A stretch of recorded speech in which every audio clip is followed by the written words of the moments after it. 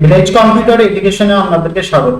আজকে আমরা দেখব মাইক্রোসফট ওয়ার্ডে কিভাবে পিকচারের উপরে লিখবেন। দেখুন পিকচারের উপরে কিভাবে লেখা হবে সেটা আজকে মাইক্রোসফট ওয়ার্ডে আমরা দেখব। দেখুন এখানে পিকচার আছে, পিকচারের উপর লেখাটা কিভাবে এনেছি এটা আজকে এই টিউটোরিয়ালে আমরা দেখব। চলুন দেখা যাক। প্রথমে দেখুন আমরা একটা টাইপ করে যে অংশটা আমরা টাইপ করে নেব, এটা টাইপ করে নিলাম। টাইপ করার পর আমরা চলে যাবো দেখুন ইনসার্ট অপশন। এই যে ইনসার্ট অপশন আছে এখানটাতে ক্লিক করবো। ক্লিক করার পর দেখুন এখানে ঠিক এখানটাতে পিকচার আছে, পিকচারে ক্লিক করব।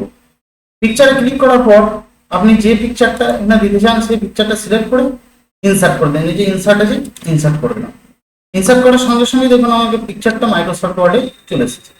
কিন্তু এখানে দেখুন লেখাটা উপরে হয়ে গেছে আর পিকচারটা নিচে হয়ে যায়। আমাকে নিয়ে আসতে হবে এই পিকচারটা এই লেখাটার নিচে, অর্থাৎ লেখাগুলো উপরে হবে পিকচারটা নিচে হবে। এরপরে দেখুন এখানে অনেক পিকচারের অপশন আছে।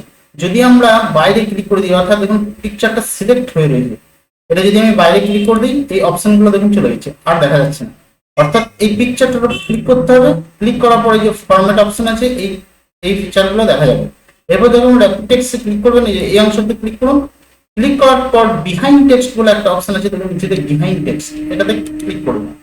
ক্লিক করার সঙ্গে সঙ্গে দেখুন আমার এই ফটোটা বা পিকচারটা এবার যদি এরকম ধরে নিচে নিয়ে আসি, উপর দিয়ে তুলে, দেখুন লেখাগুলো উপরে চলে এসেছে, পিকচারটা নিচেই চলে যাচ্ছে। দেখুন পিকচারটা চলে গেল নিচে, লেখাগুলো উপরে। এবার লেখাগুলো বোঝা যাচ্ছে না। লেখাটাকে কালারটা সিলেক্ট করে নিয়ে এটা সিলেক্ট করে নিলাম লেখাটাকে। এরপর এর ফন্ট কালারটাকে যদি আমি চেঞ্জ করে দিই, দেখুন সাদা করে দিলাম। এরপরে দেখুন পিকচারটা আমার পিছনে চলে গেছে, লেখাগুলো উপরে দেখা যাচ্ছে। এইভাবে মাইক্রোসফট ওয়ার্ডে আমরা কি করব, কোনো ফটোর উপরে লিখতে পারবো।